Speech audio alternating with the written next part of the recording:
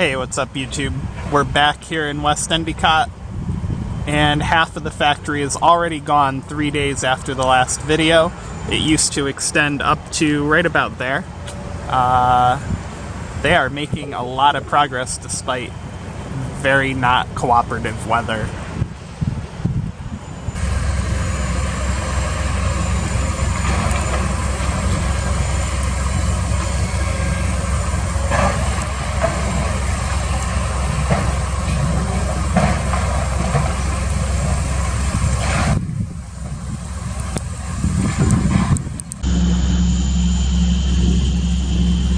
So, I give the factory another week to 4 days before it's completely gone. It's pretty cool, you can see some of the doors in there.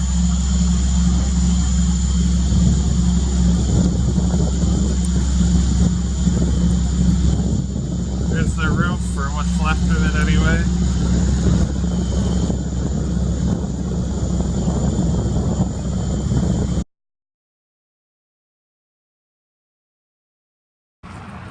Today is Monday, November 12th, I think.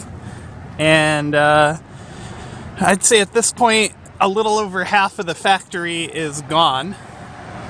The building used to continue way down there. And yeah, so it's finally not raining.